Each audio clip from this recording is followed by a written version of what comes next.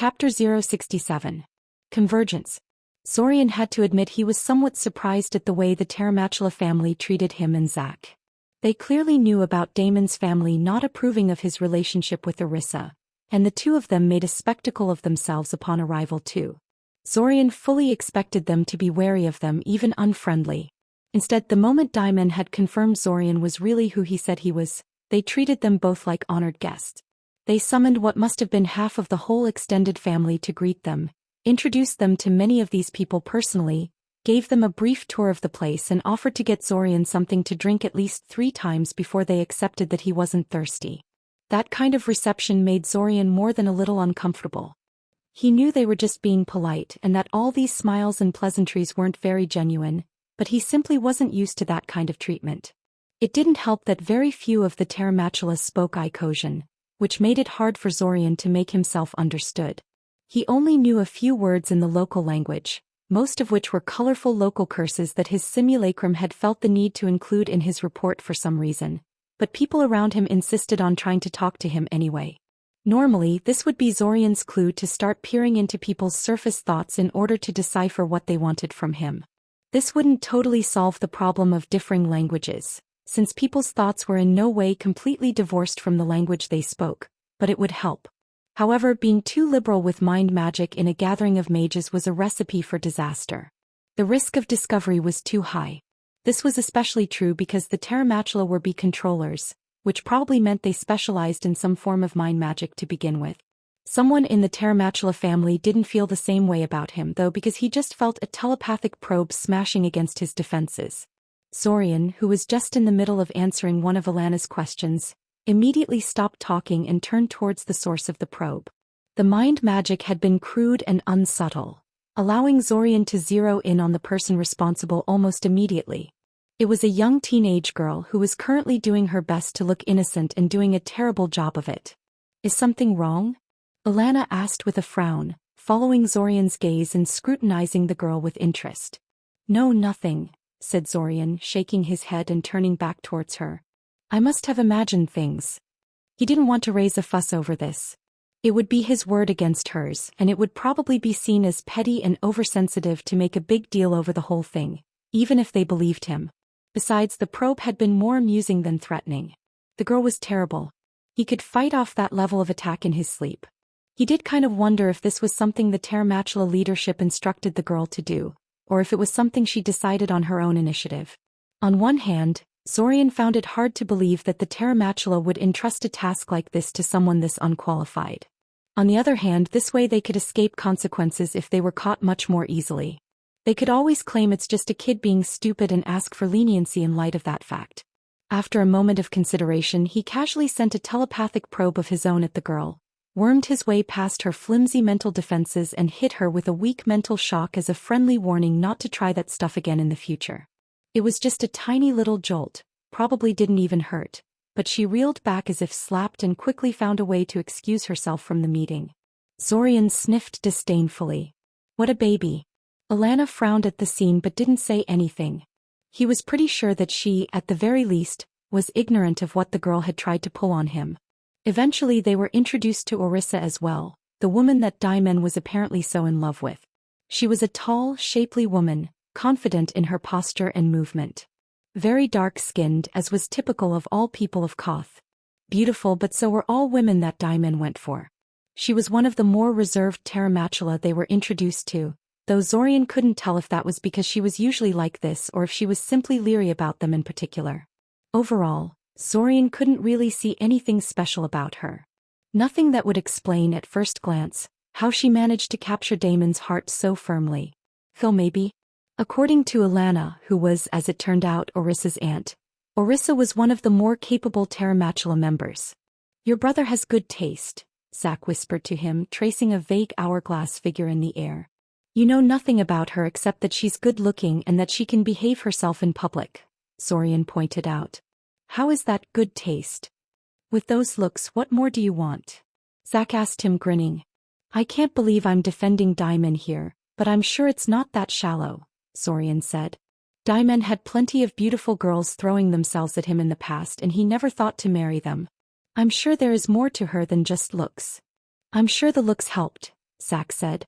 Oh, definitely, Zorian agreed to that. I don't think I've ever seen Diamond go for a girl that wasn't beautiful.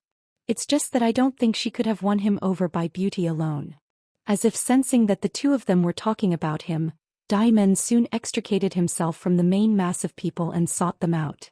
What are you two doing whispering to each other on the sidelines? He asked, approaching them. Don't you know that's rude, especially when you're the guests of honor for the occasion? We don't even speak their language, Zorian pointed out. Kinda makes it hard to mingle. Well, you certainly won't learn if you don't interact with people, Diamond said. Zorian frowned, a flash of annoyance rippling through him. Did you come here just to lecture me? Zorian asked him, an edge of warning in his voice.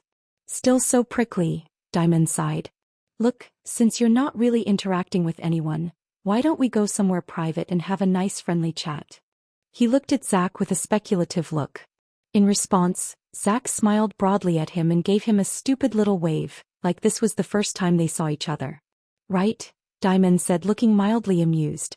I guess you want your friend to join us, then? That's right, Zorian said. He followed me all the way to Koth. It would be a jerk move of me to simply sideline him now that I'm here. Sure, I guess, Diamond said with a shrug, motioning for them to follow him. He's not your boyfriend, is he? Zorian scowled, resisting an urge to fire a lightning bolt at him. Zach, on the other hand, was a little less restrained and launched a kick in Damon's direction. A kick which Diamond easily dodged, Zorian was sad to note. Oh, don't be so touchy, you two, it was just a little joke, Diamond said, waving his hands placatingly in front of him. You two should know all about little jokes, what with the stupid prank you pulled on me when you arrived. Right.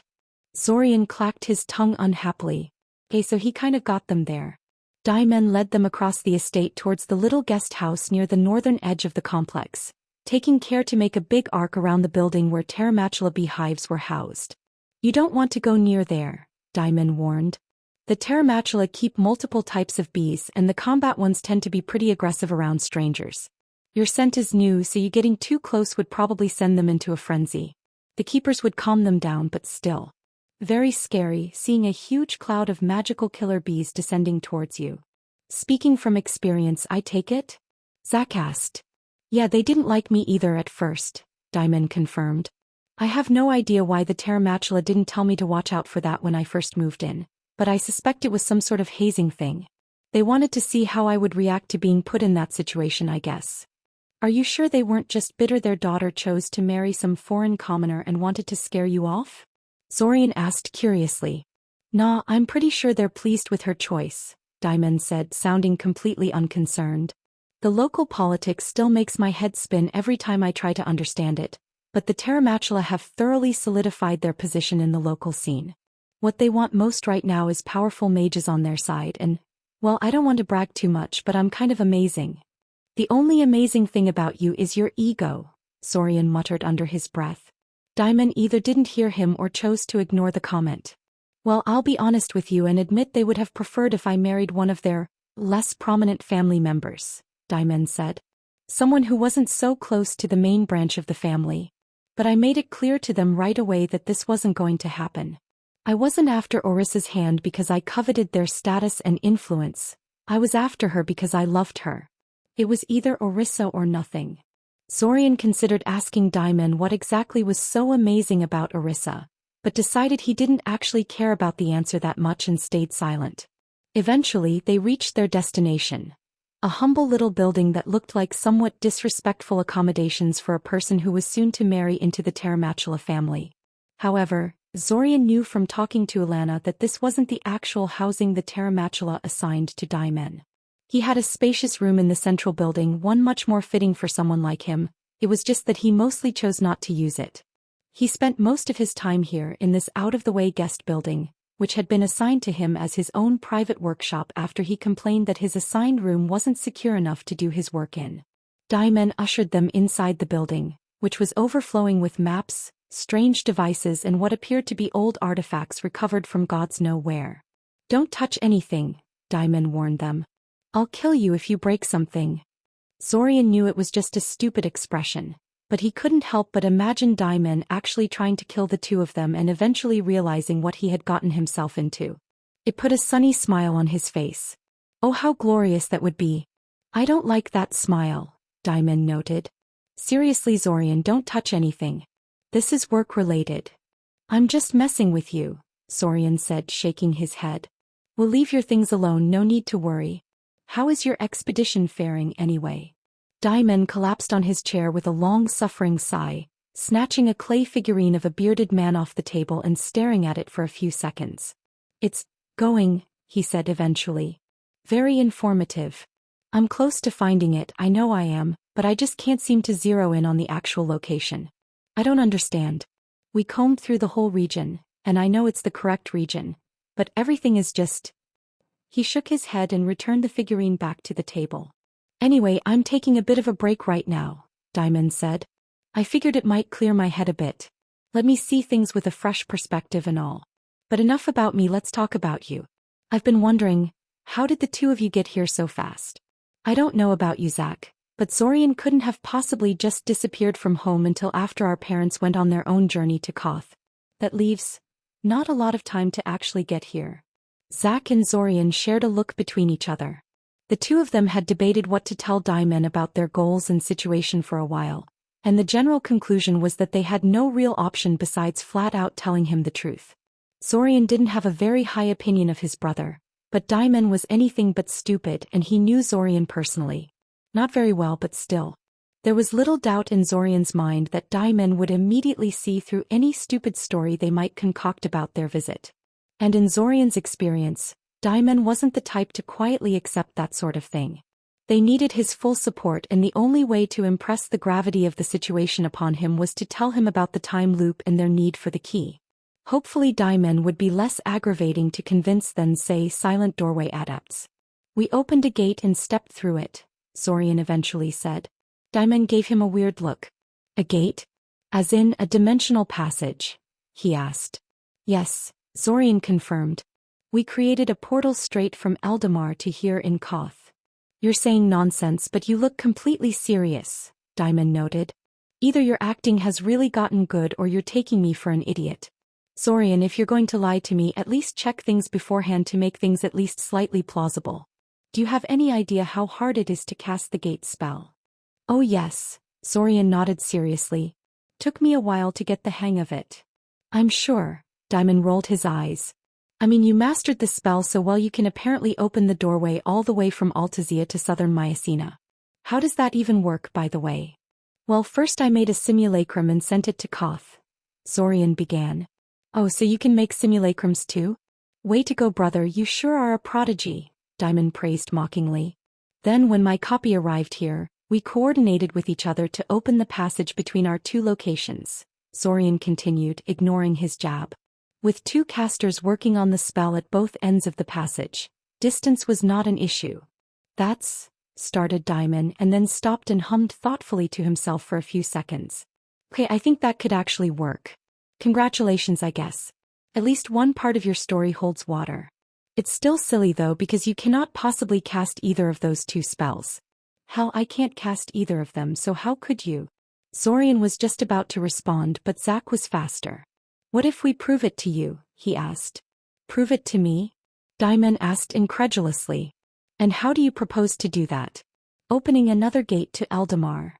Of course, Zorian nodded. Seeing is believing. Nothing we could say would be as convincing as just showing you the truth. Fortunately, I left another simulacrum back home so we can open a portal there whenever I want. Zorian, there's taking a joke too far, you know. Diamond sighed. It costs you nothing to humor us for a bit, Zack pointed out. At worst you get to watch Zorian make a fool out of himself for a bit. Diamond considered this for a second and then chuckled for a moment. Yeah, you have a point there, Diamond said, grinning. Jerks, the both of them. So should I open a portal right here then? Zorian asked innocently. Since I obviously can't do it, it shouldn't be a problem, right? No way, Diamond told him.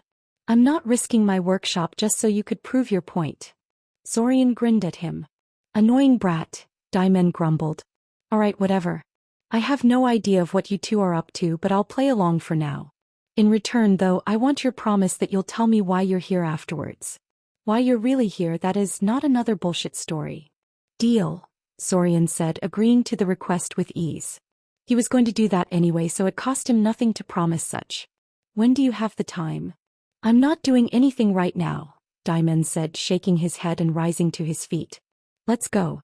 The sooner we get this over with, the sooner I can get back to my work and Orisa. Zorian almost felt bad for his older brother. The demonstration Zorian planned to give was just a beginning. There would be no peaceful routine for Diamond in this restart, at least if Zorian was successful in convincing him he was telling the truth. Almost. But not quite. I thought you said you were taking a break from work, Zorian pointed out. Shut up, Diamond responded. You know what I mean. He's working with his fiancée, said Zack with a lecherous smile on his face. I'm sure it's hard physical labor. Diamond muttered something about teenagers but otherwise didn't comment on Zack's assertion. Do we need to leave the Terramachula estate for this? Diamond asked. If you end up causing another scene by triggering the defensive wards or something, I'll be pretty cross with you. Zorian hummed thoughtfully. Most wards were not made with detecting gate creation in mind, but one could never know for sure what an unknown warding scheme would react to. Not without launching into an extensive analysis of the wards themselves, which could itself trigger something and raise the alarm. Without knowing how the local wards were laid out and what their sensitivity thresholds were, Zorian could only advocate caution. As such, the group left the estate, leaving a message with the guards that they'd be back in a bit. Unsurprisingly, that would turn out to be a huge understatement. It was probably fine, though. Zorian had seen the look the Terramachula guards gave Diamond when he said he'd be back before they know it, and he had a feeling this wasn't the first time Diamond pulled this sort of thing. Maybe asking himself what Diamond saw in Orisa was the wrong thing to ask. A better question was, what the hell did she see in him? Break. Zorian sat on one of the hills overlooking Cyoria, observing the city. Or at least pretending to do so. In reality, most of his attention was on Diamond, who was standing beside him and staring at the city in utter silence. Zack was lying on the grass next to them, whistling some annoyingly catchy tune and tracing outlines in the clouds with his finger, not even pretending that the city interested him. The whole situation was a strange sight to Zorian's eyes, and not really how he had expected the situation to develop once they brought Diamond back to Eldamar. When the group had been back in Koth and Zorian proceeded to cast the gate spell successfully, he had expected Diamond to, well, do something. Be shocked or at least surprised. Maybe even become aggressive towards them, demanding an explanation or doubting their identity again. At the very least, he expected his brother to be visibly incredulous at the feat and have trouble deciding how to respond. Instead, Diamond just got very quiet and serious, not saying much and observing everything around him with uncommon intensity.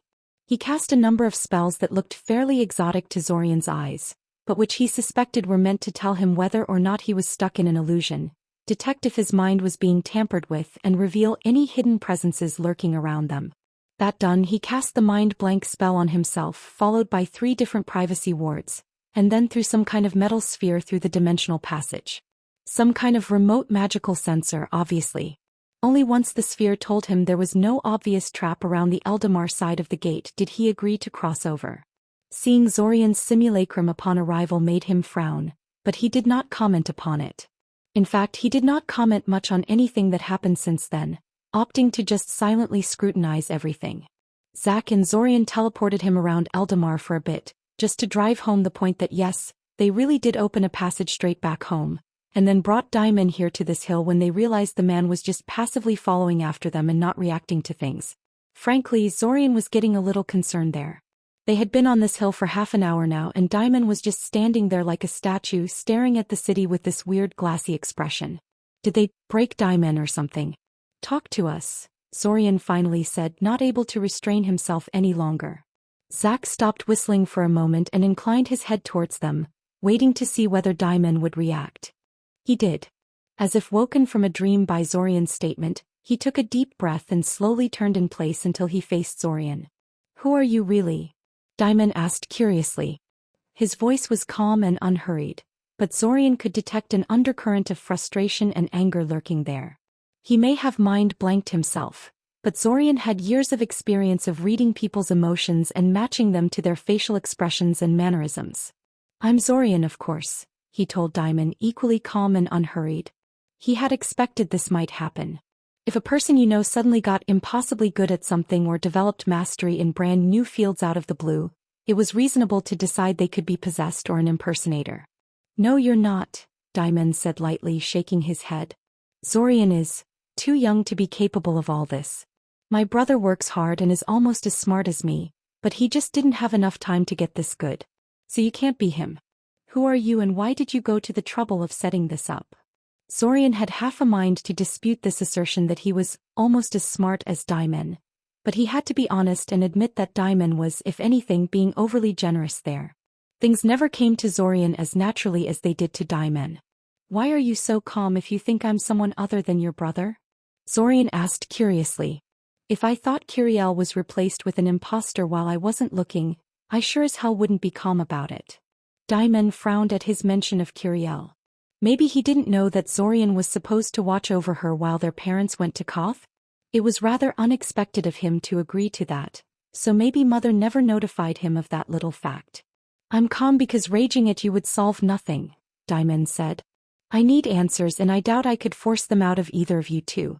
You are a mage capable of creating simulacrums, teleporting across the country at whim and opening gates to another continent. Your friend here has been more low-key, but his relaxed manner makes me think he's actually the more dangerous of the two of you. Indeed, Zorian commented. I don't know, Zorian, I think a lot of people would be way more terrified of you than they would be me, said Zack, still lying around on the grass, completely ignoring the tense situation developing beside him. So I can do little except try and see what you want and hope that Zorian is still alive, Diamond concluded, ignoring the comment. I see, Zorian sighed. I suppose it's not too surprising for you to reach this conclusion from where you're standing. However, you're wrong. I am Zorian. Your logic makes sense, but only if you make certain assumptions about the passage of time involved. What the hell is that supposed to mean? Diamond said, frowning. Stop trying to sound mysterious and explain yourself. Very well, Zorian said. The truth is that it has been a while since we last saw each other, brother. It might seem like I'm implausibly capable, but it took me almost 6 years, instruction from experts that most people don't have access to, and enough money to finance a small country for a year to get this good. I'm 6 years older than I should be, but I'm still Zorian. That's ridiculous, Diamond said. But there was a sliver of doubt in his voice. Or was it hope? He probably didn't want to believe Zorian had been replaced by someone. So was our claim that we made a dimensional doorway across continental distances, pointed out Zack. And yet we're here, aren't we? That's different, Diamond protested. At least that's theoretically possible. I can't think of a way this could work. You can't just add an extra 6 years of life to a person without anyone noticing anything. Not even the best time dilation chambers could give him that. Besides, he implied he was interacting with the world at large while he lived out those 6 years, so time dilation couldn't be what he's talking about. Where does that leave us? It leaves us with a world in which time repeats itself, Zorian told him. On the eve of the summer festival, everything is reverted to the start of the month. All that you did in the previous month is undone and you forget. Everyone forgets. You lived through this exact same month so many times, making the same motions, same decisions, oblivious to this time loop that the world is bound in. Well, at least Zorian assumed so. Any changes in a given restart could be somehow traced to actions of either him or Zack, and surely none of their actions thus far were big enough to propagate all the way to Koth, right? We remember, though, Zorian continued. We can advance our skills across restarts and learn from our mistakes. Which is how I got as good as I did in such a seemingly short amount of time. You're telling me I've been essentially doing nothing for the past 6 years? Diamond asked him incredulously. Try several decades, Zack said. 6 years ago is when Zorian ended up gaining the ability to retain skills and memories across restarts. The time loop has been going on for decades before that, though. Diamond looked like he was going to say something but then started pacing around the grassy hill instead, mumbling something unintelligible to himself. Seeing how they were back to waiting for Diamond to snap out of it again, Zack just shrugged and went back to tracing the shapes in the clouds again. After about 5 minutes, Diamond suddenly stopped and approached Zorian again. I'm not saying I believe you, he began hesitantly. Because I don't. It's crazy. But I'm willing to hear you out in more detail. Fair enough, Zorian nodded solemnly.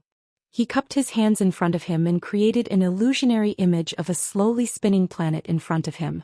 Above the planet was a simple drawing of an upturned triangle connected to a single horizontal tine through its tip. In the beginning, there was just the world we all lived on and an ancient artifact called the Sovereign Gate. The pretty illusions and the detailed story did not convince Diamond that their story was true. Not fully anyway.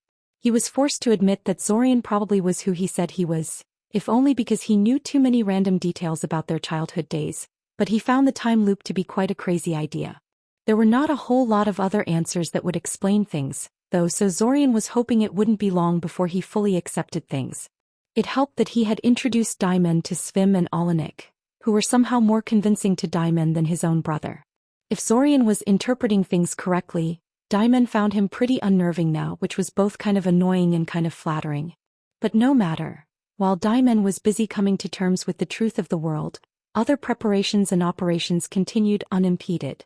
The Silent Doorway adepts were finally convinced to give them a chance in this restart too, and Zorian threw himself into the task of helping the Arania understand their Bakura Gate better. There was also the vague plan of transporting some of their mages to distant Bakura gates in order to obtain their gate keys for future restarts, but that was still in the beginning stages. The time to take advantage of the Black Room beneath Cyoria also came and went, and this time Zack and Zorian were no longer the only people inside. Kale and Svim also joined them.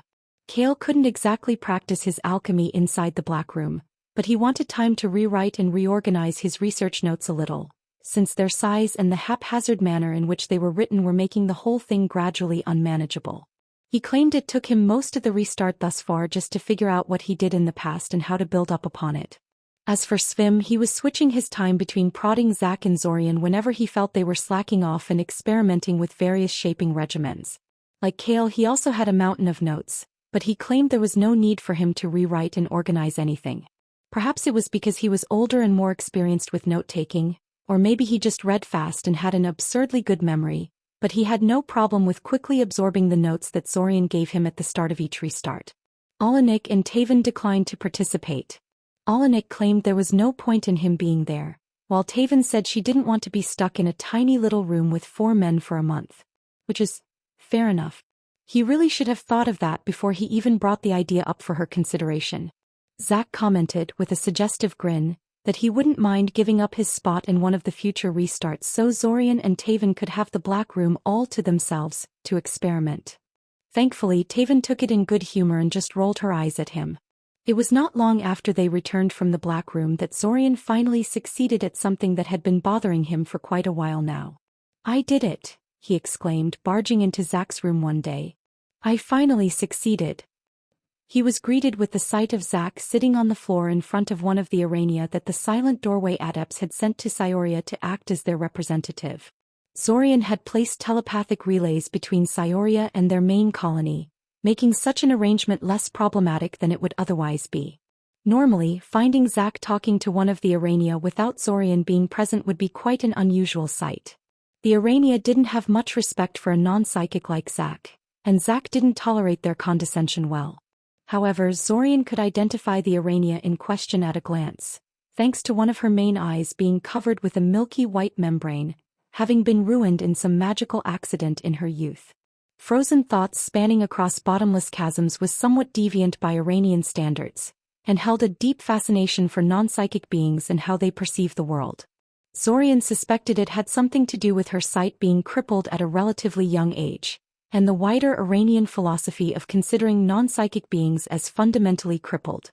Regardless, Frozen Thoughts was one of the rare Arania Zorian met over the restarts who actively preferred interacting with Zack over him, and it wasn't unusual to see her seek him out, even when she had no official business to bring up. Zorian wasn't entirely sure why Zack was so willing to indulge Frozen Thoughts' curiosity, when he clearly didn't think much of Arania in general. Perhaps he just found the situation novel enough to be interesting, or maybe he was just too polite to tell her off, but he treated Frozen Thoughts with a surprising amount of understanding and patience. "Well," Zack said. "Congratulations, I guess. What exactly did you succeed at?" "I found a way to open the secret research facility hidden in the ceiling of the Cyorean web," Zorian said. "Without destroying any of the contents, I mean." "Oh," Zack said, sitting up a little straighter. "Anything interesting?" "I'm still going through it all, But at first glance most of it seems to revolve around their efforts to translate human magics into forms more compatible with the Arania, Saurian said. Makes sense, Frozen Thoughts said. Isn't that the whole point of living beneath Cyoria? At least for us Arania. Right, Saurian said. Well, that means that little of it will be useful to me directly, but I may have struck gold here regardless. I think the other Iranian webs are going to be very interested in this. With the kind of knowledge in my arsenal, I might be able to arrange for heavier concessions from the Iranian webs we meet. Maybe I can even talk them into teaching me some of their really good stuff, and then use that to get more really good stuff out of other webs and so on.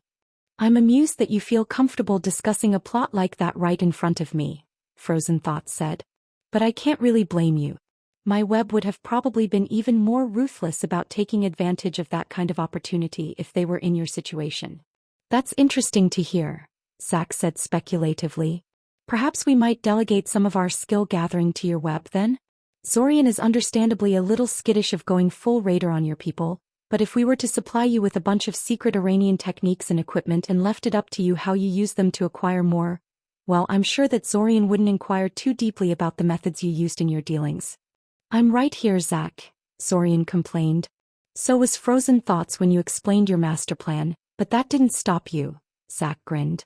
Besides, I feel most of the Iranians we met think a little too highly of themselves and could do with a little humbling. I'm going to put this topic off for now, Saurian said. Anyway, I did find one thing in the research facility that could be interesting. The web actually had a whole project dedicated to trying to adapt some of their mental techniques to human psychics. The idea, as far as I can tell, was to create a limited skill set for a sort of human vassal. They didn't call them that, of course, but that's kind of what it amounts to. The psychic would get instruction from them, the sort they cannot really get anywhere else, and in return they would serve as the Iranian spokesperson and, in their own words, a problem solver. There would be no coercion or mind-bending involved here. The documents were quite clear on that, as the web leadership wanted everything to be completely above board if one of the psychics was subjected to mental examination and other scrutiny. The psychics would be kept in line through a simple threat of withdrawing support and teaching assistance to anyone who doesn't cooperate. And possibly legal persecution, since they intended to implement this only after they worked out some kind of formal deal with the Cyorean administration. So almost exactly like those mages and families that swear fealty to established houses, Zack noted. Yes, that is probably where they got the idea, Saurian confirmed. That's why I called them vassals. Anyway, most of these skills are too rudimentary for someone like me. I'm already too good at telepathy, mind reading, mental combat and the like to benefit from the bulk of the program. However, the web was also experimenting with providing the most loyal of these vassals mental techniques like those used by Iranian elders to enhance their thinking. I'm still poring over the information, but the research notes seem pretty complete. The Cyorean web seems to have documented a lot of the obvious dangers and pitfalls involved in adapting these kinds of inner techniques to human minds. With access to this, I might actually be able to start tinkering in this field without doing something irreversible to myself. They must have left quite a trail of insanity behind them with such experimentation, Frozen Thoughts speculated. Tinkering with that kind of thing produces a lot of complications even in our own communities. Trying to adapt these techniques to human minds probably involved a lot of dramatic failures. The documents never say what happened to the humans involved with the experimentation, but I suspect you are right, Saurian nodded. If you want my advice, I suggest you start dabbling in this field by going to the Perfect Phantasm Crafters, Frozen Thoughts told him. Them? Saurian asked, surprised. I didn't know they were experts on these kind of techniques. They aren't, Frozen Thoughts said. But pretty much all Iranian webs have some measure of expertise in these, and the Perfect Phantasm Crafters are one of the webs with better understanding of the differences between human and Iranian minds. Additionally, their brand of inner techniques is relatively safe and inoffensive. They focus on the so-called self-illusions. Techniques that leave most of your thoughts untouched, merely altering how you perceive the world, highlighting some things in your vision, blocking out sounds, and so on. On the face of it, the idea of deliberately deceiving yourself may seem kind of dubious, but it can be very useful and it's easily undone. If you want to get started on this without risking insanity, the Perfect Phantasm Crafters are probably your best bet. After some more questions about the matter, Saurian left Zack in Frozen Thoughts to whatever discussion they had been having before he had barged in and left. He had too many things to worry about in the current restart to start an extensive new project like this, but it was something to think about in the future. Break. So what do you think of the Terramachula? Daimon asked. Zorian glanced at his brother, trying to decipher why he had suddenly asked him that question. Like usual, Daimon always had a mind blank on when he knew Zorian was around. In the beginning he had dropped that thing once he had realized he was really his brother and not some imposter, but when he later found out that Zorian was a mastermind mage he started zealously applying it on himself whenever they met. Since Daimon was clearly so paranoid about mind magic, Zorian had held off on confronting him about his own psychic nature and how much he really knew about it. Besides, Daimon was still reeling from the realization that he was just a copy in an endlessly repeating pocket universe, so he felt it would be a little bit mean to dump too many things on him at once. He had time. That particular question wasn't very time-critical. Currently the two of them were taking a slow walk across the outer boundaries of the Terramachula estate, ostensibly to just enjoy the view but actually so they could have a conversation without fearing someone would eavesdrop on them. Zack was not present at the moment, since Daimon requested this to be a private meeting between the two of them. Instead he stayed behind in the central building of the estate, exchanging stories with the tutor that the Terramachula had provided to both of them free of charge. After the relatively embarrassing showing he and Zack had during their initial reception, the Terramachula decided they really needed a lesson in the local language and customs. Especially since it soon became obvious that the two of them would be visiting their place quite often in the near future, due to their frequent meetings with Daimon. The estate itself was quite large, with a massive central building ringed by a multitude of smaller ones. At least a quarter of the smaller buildings housed bees instead of people. All of the structures were sparkling white, not because they were painted such and kept clean, but because they were built using some kind of pearly white stone that didn't seem to get dirty. The central building had more color though, being obviously intended as more ostentatious and eye-catching. Colorful, complicated braids and geometric shapes framed all of the doors and windows, and zigzagged across open walls. They weren't painted on either and instead seemed to be made out of semi-precious stones and magical crystals embedded straight into the structure of the walls. Zorian wasn't sure, but they may have doubled as reinforcement for the building's warding scheme, so there was a possibility they weren't just ornamental. Terramachula were also very fond of statues, most of them depicting stern-looking people that were presumably prominent ancestors of the family, but there were also a fair number of ones depicting various magical creatures. And giant bees, of course. What would a bee-focused family of mages do without statues of giant bees? All of the statues were carved and painted to be as lifelike as possible. The people of Koth were very fond of realism in art, and Terramachula were no exception. They're surprisingly hospitable and friendly, said Zorian. I expected them to be more arrogant and conceited considering their status. This is actually pretty typical of how most minor nobles behave, Daimon told him. I interacted with a lot of them over the years and they're rarely overtly unpleasant. Even if they think you're beneath them, they will rarely let that show unless you go out of the way to annoy them in some fashion. I concede to your expertise in the matter then, Zorian shrugged. Anyway, I kind of like them. I'm glad, Daimon said. I guess you'd have no issue with taking my side when mother and father come then? Zorian gave him an incredulous look. What? Daimon asked defensively. You think my opinion actually matters to them? Zorian asked, raising his eyebrow at him. For that matter, he was surprised that Daimon cared about his opinion either. But sure, throw my support of you right into their face if they ask. Not like their opinion of me could get much lower. Zorian, that's a little too harsh towards your parents, don't you think? Daimon tried. Nope, Zorian answered unrepentantly. I never mattered to them. Not until you made it clear you have no intention of settling down and taking over their family business and Fortov showed them what a failure he really is. Then they expected me to drop all of my dreams and plans and remake myself into what they needed me to be. Daimon was quiet for a while. I see, he eventually said. You were so reasonable and calm during our meetings that I almost forgot what a perpetual ball of anger and resentment you tend to be. Screw you too, Daimon, Zorian told him simply. What exactly did you bring me here for, anyway? Well, first of all I wanted to say I'm very impressed with what you've achieved so far, Daimon began. Zorian gave him a strange look. Daimon was praising him? What the hell was going on here? Don't look at me like that, Daimon protested. I really am. 6 years is not that long in the grand scheme of things.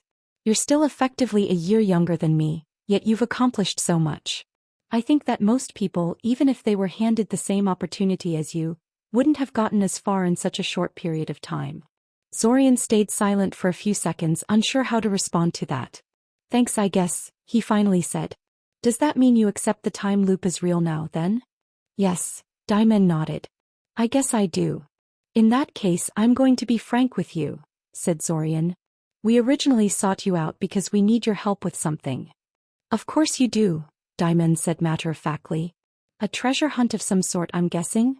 Yes, Zorian confirmed. Remember what I told you about the third time traveler and how he stranded us all here? Well, there is potentially a way for us to unlock the exit. However, to do that we need to gather 5 pieces of the key that holds dominion over the Sovereign Gate. And one of these pieces is supposed to be lost here in Koth. Daimen listened to his explanation very calmly at first, nodding slightly here and there to indicate agreement and that he was paying attention, but then he suddenly flinched and straightened his back as if struck by some realization. Wait. The Sovereign Gate is an ancient imperial artifact. Daimen exclaimed. Zorian looked at him like he had gone mad. Well, yes, he said slowly. Which means these keys you're looking for are probably also ancient imperial artifacts, Daimen concluded. Yes, Zorian confirmed, still not understanding why Daimen seemed so animated about this. The ring, the crown, the dagger, the orb and the staff of the first emperor of Icosia. Supposedly the orb has been lost here in Koth. One of the emperors personally led an invasion force into the region to conquer it, but the army was scattered and driven deep into the jungles where most of them perished. Including the emperor whose body and possessions were never found. And he was reportedly carrying the orb with him at the time, so... Zorian stopped talking because Daimen began to laugh. First quietly and then progressing into a full-blown maniacal cackling. Seriously, what was wrong with him? Daimen, he asked uncertainly. Of course. Of course. Daimen said. As if that explained anything. It all comes back to this in the end, doesn't it? I don't suppose you're going to tell me why this is so funny to you? Zorian asked him, voice laced with annoyance. Because my dear little brother, Daimen told him, that orb is what I'm after too. Chapter 068. Green Hell. Historically, Koth had been a frequent target for Icosian expansionism. The jungles that covered the region were dangerous to traverse and hard to clear, but they held valuable resources that couldn't be found anywhere else. This made Kothic societies developed and wealthy enough that nobody would scoff at conquering them, yet left the region as a whole politically disunited and fragmented. Thus, Icosian rulers often tried to bring the region under their thumb, reasoning that a bunch of bickering city-states and small kingdoms could not possibly unite together in time to repulse them. But such initiatives were never successful. Koth was very far from Icosian heartland, over rather inhospitable terrain, and fielding significant armies there was very hard.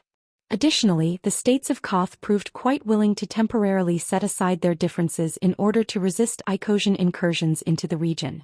One of these unsuccessful campaigns, one that failed particularly dramatically, was the one launched by Awantempti Kumbastir.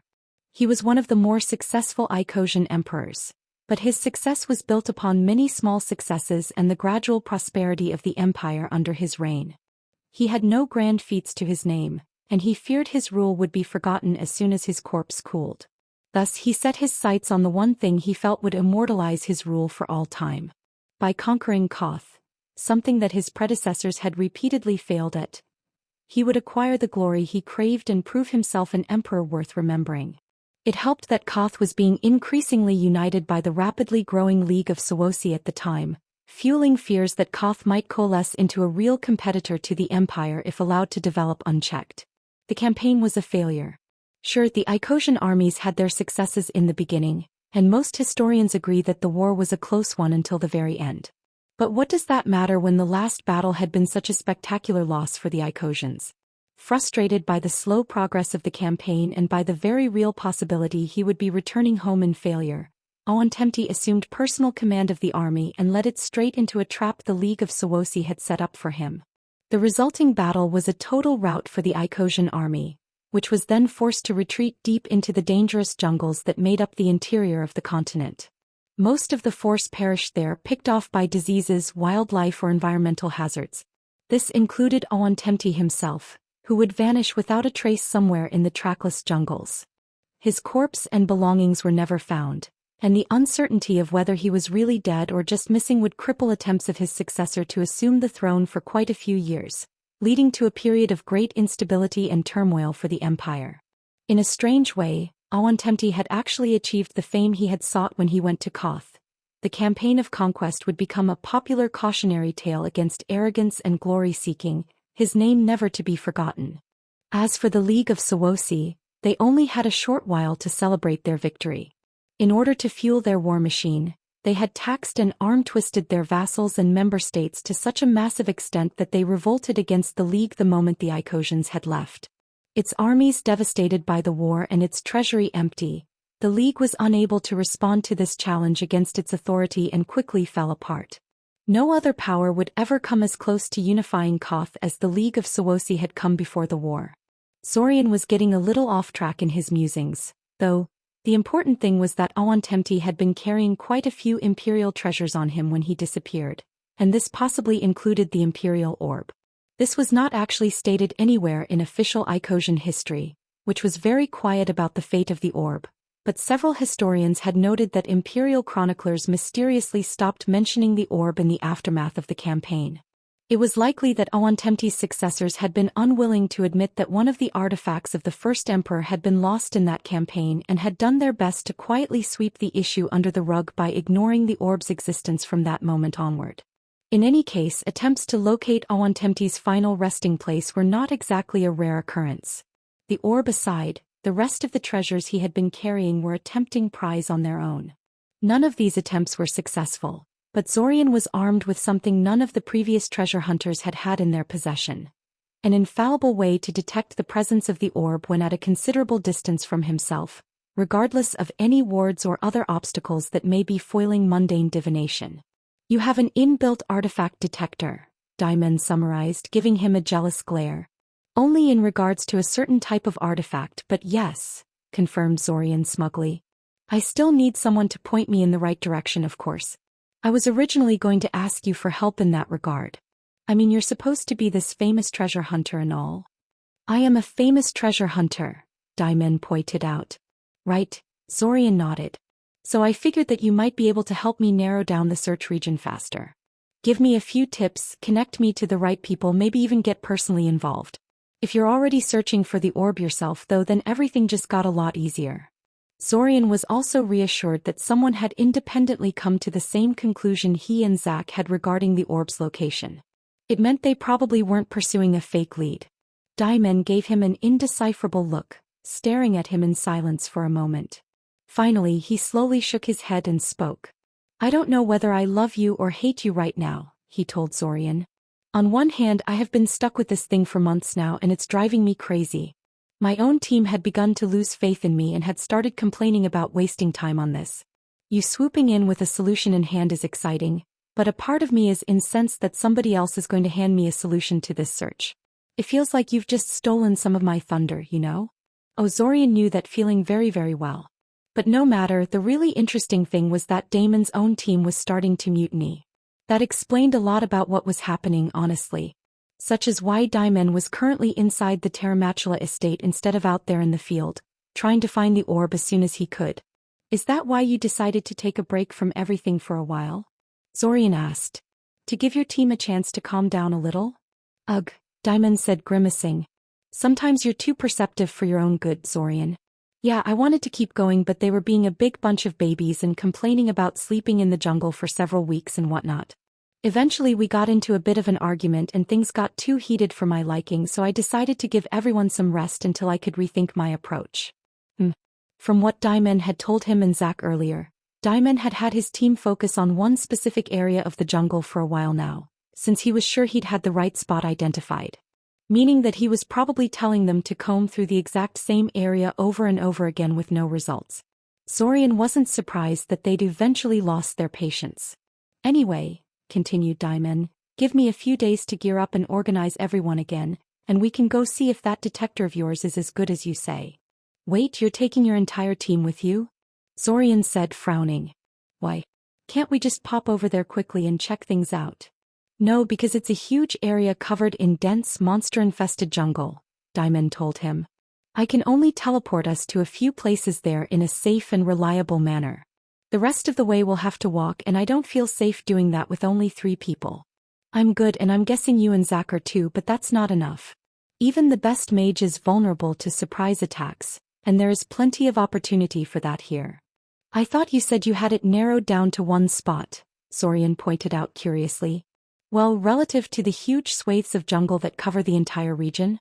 Yeah, I did, Diamond said a little defensively. It's still a lot of ground to cover though. Why do you think I've been stuck on this for this long? Zorian was about to try and argue that everything would still be so much faster if it was just the 3 of them, but Diamond cut him off with a warning stare. Look, Diamond said, I know you're on a time limit here, but be reasonable.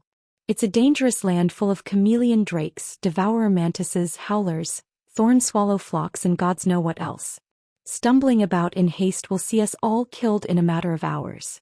Besides, Orisa is going to kill me if I try to do this without her, and my team will be waiting for their turn right behind her. They were a part of this from the start. I would end up looking like a petty glory hound if I cut them out of the endeavor just before we claim the prize. I'm not wrecking my reputation like that. I'm sure you can spare a day or 2 on this. And that was how Zack and Zorian found themselves searching for the orb of the first emperor with Daimon, Orisa, and 15 other people. When Zorian had conceded to Damon's request to organize a full-fledged expedition for the orb, he'd known the whole endeavor was bound to turn into something of a spectacle. He had been absolutely right about that, but he had also completely misjudged what would cause it. He had thought the situation would gradually develop as he and Zack were forced to reveal their capabilities, piece by piece, during the course of the expedition. What actually happened was that Daimon outright told people that his little brother was secretly a master mage that rivaled him in skill, that Zack was similarly talented, and that the 2 of them had found some kind of imperial seal that let them detect other imperial artifacts nearby. This wasn't really what Zorian had had in mind when Daimon had told him that he would handle explanations and that Zorian needn't worry about thinking up an excuse for his powers. He was tempted to ask Daimon why he didn't tell them all about the time loop too, but he was afraid that the madman might actually go for it. How the hell did Daimon think this was a good solution to the problem? Daimon also decided, without even bothering to consult with Zorian, that field deployment would happen via gate usage. Daimon would teleport to the target area on his own and then coordinate with Zorian to open a dimensional passage between the Terramachula estate, where the rest of the team would be waiting, and their destination. This would admittedly speed things up considerably, since not everyone in the group could teleport and there were a lot of supplies to transport as well. But it meant revealing to the whole group that Zorian could open gates. Daimon saying that Zorian was a master mage is one thing, and might be passed off as Daimon being biased in favor of his family, but a mage that could open gates at Zorian's age naturally raised a lot of eyebrows. Annoyingly, everyone seemed to quietly accept that Daimon could cast the gate spell, even though the only reason he had that capability was because Zorian had taken the time to teach it to him in this restart. He normally wouldn't have bothered with that, but entering a black room had severed him from his simulacrums outside of it, dispersing them in very short order. This meant that he would have to keep sending simulacrums on a multi-day journey to Koth every time he emerged from one, which was annoying and quite impractical. As such, he decided to try and teach the gate spell to Daimon so he could open the gate to Koth with his help.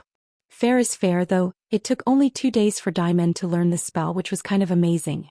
He was already extremely good at dimensionalism, it turned out, having done the relevant shaping exercises and practiced with various types of teleportation. He had simply never found anyone willing to teach him the actual spell. Experts that could cast the gate spell were very rare, and they didn't share that kind of magic with others lightly. Not even if the person was a famous treasure hunter like Daimon. In any case, Zorian was more than a little annoyed at how Daimon had handled the expedition preparations and thus decided to vent a little by showing off more than he had initially planned. He took 4 of his combat golems, which he had been mass-producing in preparation for the assault on the Ibasan Gate beneath Cyoria, and brought them with him to the expedition as his bodyguards. He probably didn't need them, but the look on Damon's face when he stomped into the Terramachula estate with 4 golems in tow was priceless. It would also serve as a useful test of how his golems handled unfamiliar environments, he supposed. Finally, the gate was opened and 19 people, plus 4 golems, entered the area that supposedly held the orb, a dense, shadowy patch of jungle known to the locals simply as Dai Herna. Green hell. A simple but apt description, one of Damon's team members told him. He was an older, weathered-looking man that served as the group's main ward expert. Both in making and breaking them. I've been in more dangerous places, but this one is near the top of the list. Try to stay near the center of the group. You and your buddy may be good, but some things can only be acquired with age. Zorian had been rather dismissive of the man's words at the time, since the weathered old mage obviously did not know the full story about him and Zack. But he would soon learn there was some wisdom to be found in the old man's words. The vegetation alone was a huge obstacle to exploring the area. There were no jungle trails crisscrossing the place, and the lack of sunlight made the area shadowy and dim, making it hard to spot dangers and navigate through the foliage. Zorian's mind sense helped there, allowing him to sense the minds of predatory animals with relative ease, but not every danger had a thinking mind behind it. Some of the vegetation was mobile and predatory, for instance, but not especially intelligent. Zorian found that out the hard way when a tangle of jungle vines wrapped themselves around him and tried to drag him off into a pit when he got a little careless. Thankfully, his golem bodyguards managed to fight them off long enough for Zorian to clear his head and ignite the air around himself, forcing them to back off. "You are lucky," the weathered mage told him afterwards. "That fissure vine was a young one. Older ones grow razor-sharp thorns along their length. I'm sure you can imagine what would have happened to you if one of those got a hold of you. Though admittedly, older fissure plants are easier to spot than young ones." How embarrassing. Still, at least he knew that he had made the bodyguard golems correctly. They had reacted quickly and precisely to the crisis and managed to keep the plant from dragging him off without breaking his bones in the process. Making golems that knew how to hold back their full strength like that was pretty hard, Zorian had found. Zorian conceded the man's point after that and did not stray from the main group too much. Zack, on the other hand, did not let that incident scare him off. He wandered around the area freely, unconcerned with the various dangers crawling about the place. Zorian supposed that Zack had a good reason to be so fearless, considering he had literal decades of experience at adventuring in dangerous environments unlike Zorian. "Stop!" Zorian called out to the group. They all obeyed him. He knew that some of the people gathered here looked down on him because of his age and perceived nepotism, but nobody doubted his ability to detect danger anymore. He pointed at the area slightly to the right of the group. 2 chameleon drakes up ahead. Big ones. Chameleon drakes were the primary danger of the area. They were tough, agile, fast, could change the color of their hides so rapidly they were virtually invisible to the human eye, and routinely reached about 3.5 meters in length. They also sometimes hunted in groups and had no compunctions about preying on humans. Green Hell was absolutely crawling with them for some reason. Fortunately for the group, they had Zorian and his mind sense. Chameleon drakes might be a huge danger to most travelers, but to Zorian, their highly developed minds stood out like glittering stars in the night sky. The chameleon drakes were equipped with more than just speed, size, and virtual invisibility. They were also quite intelligent by animal standards. On the verge of sapience, in Zorian's estimation. Maybe even there to an extent. This was no doubt a boon against most opponents, and did much to explain how they could give seasoned mages so much trouble, but it made their ambushes painfully obvious to a psychic of Zorian's level. Upon hearing Zorian's warning, 3 people changed their stances and focused their attention on the area he indicated. One was Orisa, another was a young woman in bright blue clothes named Kerma, and the third was a burly bearded man named Torin. These 3 were the scouts of the group, scanning their surroundings for dangers, obstacles, and even the orb itself. A bit pointless, that last one, but being told that Zorian can simply detect the presence of the orb from a considerable distance seemed to have awoken some kind of competitive spirit in the 3. Each of the 3 had their own methods of gathering information. Orisa's was through her bees, which she had scattered throughout the jungle around them. She carried on her back a huge backpack-looking thing that was actually a portable beehive. A constant stream of bees was constantly leaving the backpack under Orisa's direction or returning to it to report their findings. It looked pretty heavy, but Orisa was carrying it with practiced ease. Zorian was unsure whether that was because Orisa was stronger than she looked, or if the hive was lightened in some way. Orisa's bees looked fairly mundane to Zorian's amateur eyes. They didn't have any special mental signature either. Zorian had initially thought that maybe they were unified into some kind of collective like the cephalic rats, but he found no evidence of that. He asked Orissa about them and she admitted that the Pteromatula couldn't actually access the senses of their bees directly. Instead they had some method of talking to the bees and getting usable information in the process. Zorian could tell that whatever method the Pteromatula used to direct and talk to their bees, it wasn't a structured spell. Orissa never did any chanting or gesturing, nor did she use any obvious spell aids. The process seemed to be almost like breathing to her, as evidenced by the fact she could direct her bees and talk to Zorian at the same time without any visible strain. Kerma, the blue-clothed woman, was probably the most mundane of the three scouting mages. She was clearly using classical scrying and other divinations for her work. What was noteworthy about her was the divination compass she was using. It was a large, heavy-looking multi-layered contraption of brass and silver, its shape vaguely reminiscent of a lotus flower.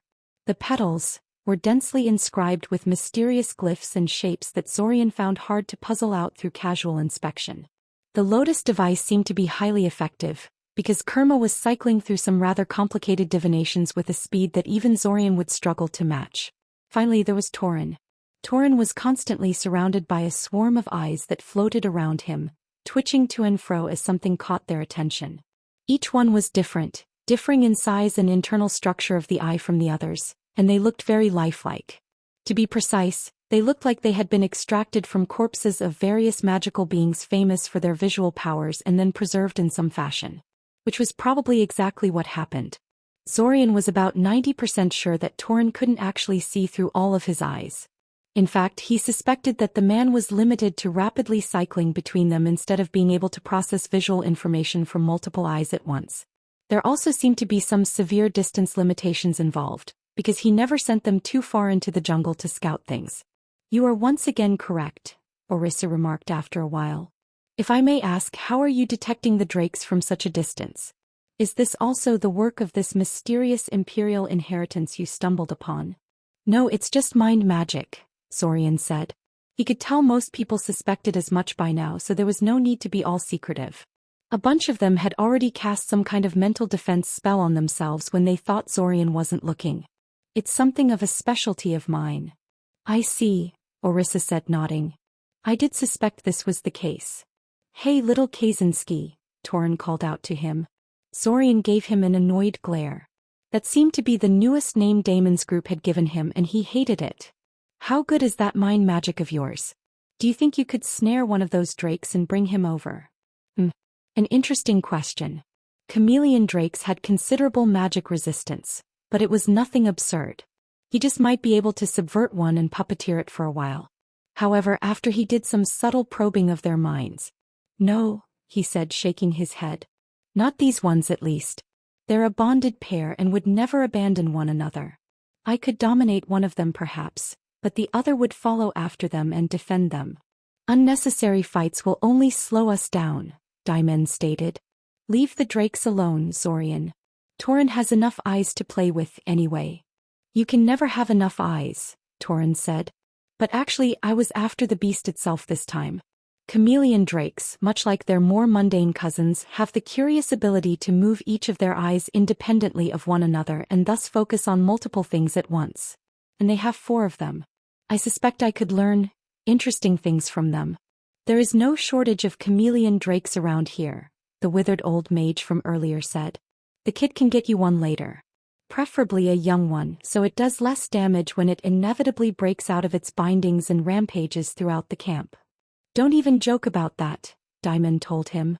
"Anyway, we'll just go around them IG-. "No need," said Zorian. "They're leaving. They've noticed that we've stopped walking for too long and found it suspicious, so they've called off the ambush." "Even better," Diamond said, pleased. "Onward we go then." After a few minutes, Zack stopped his wandering and approached him. "I've thought of something," he said. "What if you shapeshifted into a bird and simply flew around for a bit? I bet you could cover ground pretty fast that way." "I'd be dead in a matter of minutes," Zorian said, shaking his head. He'd thought of that idea already and discarded it immediately afterwards. "The trees are pretty high here and full of things that prey on birds.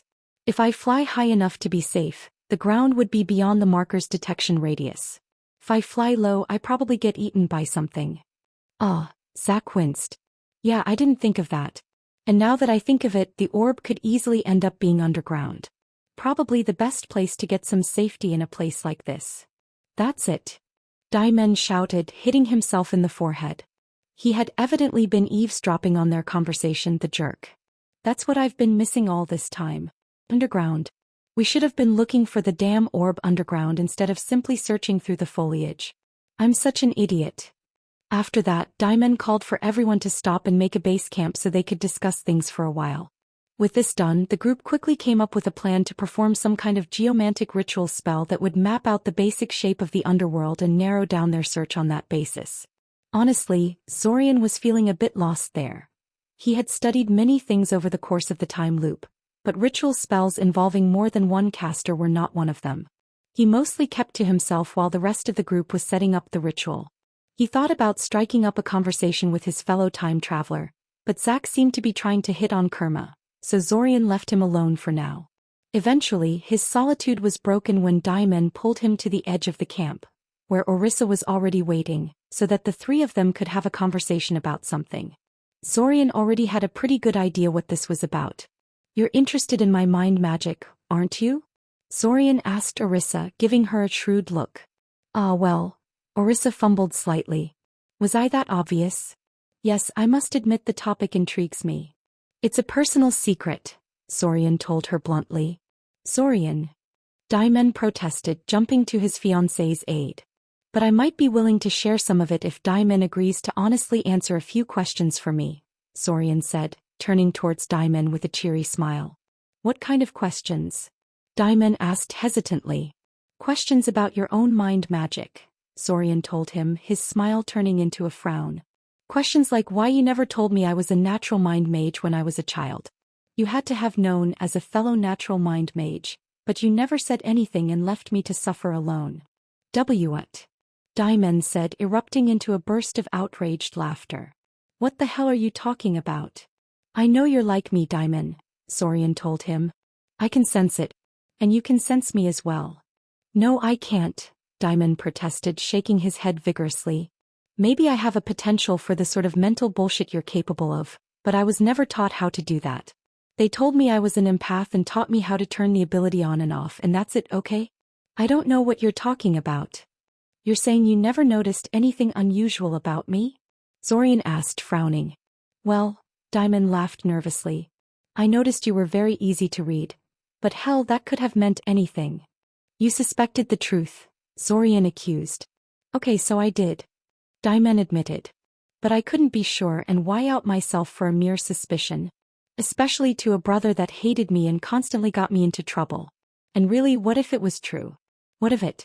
If you really were an empath like me, that only made your actions more baffling and annoying. What good is empathy like that with no control? Zorian snapped at him. I couldn't even walk into a crowd without consequences. If you had taken a bit of time to teach me how to turn it off, or at least told me what to watch out for, I wouldn't have been nearly as baffling and annoying as you thought I was. The discussion then degenerated into several moments of incoherent shouting and accusations before Orisa decided to act and stop the argument by interposing herself in between them. Why don't we all take a break for a moment and calm down, Orisa said. Her bees synchronized their buzzing into an ominous hum. You two are just talking past each other at this point. You're making assumptions about each other that clearly aren't true. Zorian scoffed and almost snapped at her as well for trying to use such petty intimidation tactics on him. As if he were afraid of a bunch of bees. Still, she kinda had a point that he and Daimen would probably be better served to sit down and have a more sedate discussion about the issue. Daimen backed down even sooner, too smitten with Orisa to really stand up to her on the issue.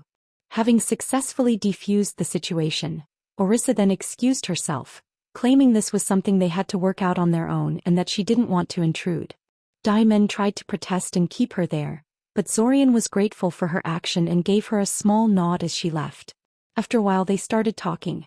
As it turns out, Daimen had been empathic for as long as he could remember. His empathy was nothing like Zorian's, however. Daimen's empathy was weaker than Zorian's had been, but far more controllable. He never suffered any headaches in crowds and he could focus it on specific people at will. He realized early on that this ability was something unique to him, and that he could get far more out of it if nobody knew he had it. Thus he kept it a secret from everyone. During his time in the academy, he had realized that he was an empath and secured himself instruction from an older empath who had taught him how to turn his ability on and off and some minor tricks to improve its sensitivity and selectiveness. Diamond had never developed a proper mind sense, and couldn't identify other open people on sight like Zorian could. Even his empathy was crude and unsophisticated by Zorian's standards. "I suspected you might be like me," Diamond said. "But then again, your actions were kind of strange for someone who could sense people's emotions like I could, and that gave me pause. It never even occurred to me that your empathy might not work exactly the same as mine did. I still don't understand what went wrong in your case when my empathy was such a boon to me. Why didn't you say anything?" "I did," Zorian said. "Mother and father said they would throw me in a madhouse if I didn't shut up about that topic." "Ah ha ha," Diamond laughed nervously. "I'm sure they were just joking around. You are way too sensitive about these things, Zorian." Zorian did not attempt to argue with him. Since their parents had always fawned on Diamond so much, he had a very skewed image of them. There was probably no helping that,